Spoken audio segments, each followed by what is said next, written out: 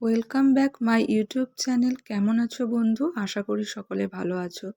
আজ আমি তোমাদের সাথে শেয়ার করব পমফ্রেট মাছের অসাধারণ এবং সুস্বাদু একটি রেসিপি। প্রথমেই আমি নিয়ে নিয়েছি দুটি পমফ্রেট মাছ নুন হলুদ মাখিয়ে। আর মাছ দুটি যখন ধুয়েছি তার প্রথমেই আমি চিড়ে নিয়েছিলাম মাছ দুটির গাগুলো, যাতে নুন হলুদ এবং মশলা ভালোভাবে ঢুকতে পারে মাছের গায়ে। এরপর আমি মাছ দুটিকে ভালোভাবে তেলের মধ্যে ভেজে নেব।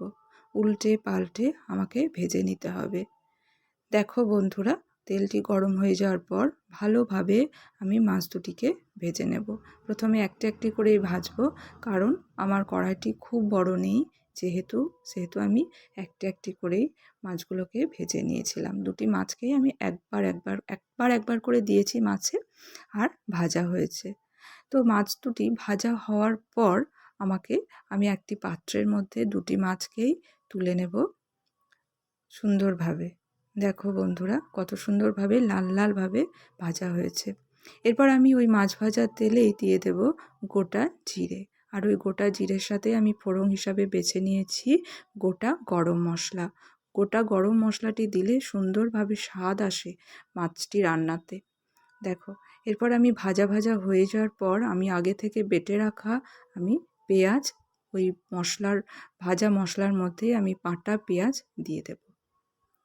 দেখো, বাটা পেঁয়াজটি দেওয়ার পর আমাকে ভালোভাবে কষিয়ে নিতে হবে, না হলে মশলার মধ্যে গন্ধ আসতে পারে কাঁচা পেঁয়াজের।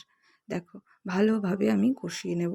এরপর আমার ভাজা হয়ে গেলে ওর মধ্যে আমি দিয়ে দেব আদা ও রসুন বাটা। আদা ও রসুন বাটা আমাকে ওই মশলার মধ্যেই দিয়ে দিতে হবে।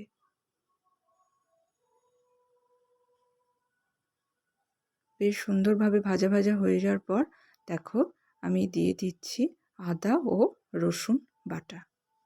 দেখো,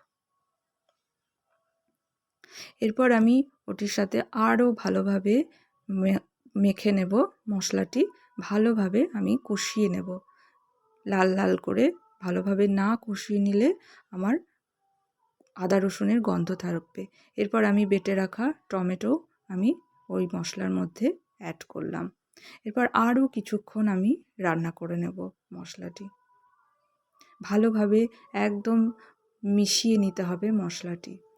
দেখো, সুন্দরভাবে আমার রান্না হয়ে গেছে। এরপর আমি জিরে গুঁড়ো, হলুদ গুঁড়ো এবং কাশ্মীরি লঙ্কা গুঁড়ো ওই মশলার মধ্যে অ্যাড করলাম। এরপর আমি আরও ভালোভাবে মশলাটি কষিয়ে নেব। ভালোভাবে খুন্তির সাহায্যে আমাকে মশলাটিকে কষিয়ে নিতে হবে, যতক্ষণ না তেল ছাড়া অবধি আমাকে মশলা কষাতে হবে। যত আমি ভালোভাবে মশলা কষাবো ততই আমার রান্নাটি ভালো হবে। ভালোভাবে নেড়ে চেড়ে আমাকে মশলাটিকে কষাতে হবে। এরপর আমি বন্ধুরা, দেখো, আমি কিছু লবণ অ্যাড করব স্বাদ অনুযায়ী লবণ অ্যাড করার পর আরও কিছুক্ষণ রান্না করে নেব। এরপর আমি 4-5টা লঙ্কা অ্যাড করব।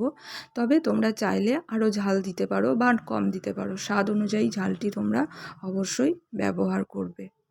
এরপর আমি কষানোর মশলার মধ্যে অ্যাড করব 1.5 বাটির মতো গরম জল। বন্ধুরা, অবশ্যই গরম জল ব্যবহার করবে, কাঁচা জল কখনো দেবে না, কারণ কাঁচা জল দিলে মাছটি ভালো রান্না হবে না। তোমরা অবশ্যই গরম জল ব্যবহার করবে। আমি 1.5 বাটির মতো গরম জল ব্যবহার করেছি। এরপর মশলাটি ভালোভাবে জলের সাথে মিক্সড করে নেব। ফুটে যাওয়া আগে পর্যন্ত আমি অপেক্ষা করব। দেখো বন্ধুরা, সুন্দরভাবে ফুটে গেছে আমার রান্নাটি। এরপর আমি ওর মধ্যে ভেজে রাখা পমফ্রেট মাছগুলো দিয়ে দেব। আরও কিছুক্ষণ মাছটি ফুটতে হবে। ফুটন্ত ঝোলের মধ্যে আমাকে মাছগুলোকে দিয়ে রাখতে হবে। তারপর বন্ধুরা, দেখো, সুন্দরভাবে আমার মাছটি রান্না কিন্তু এখন পুরো রেডি। এরপর আমি মাছটি আমার প্লেটের মধ্যে সার্ভ করে নেব।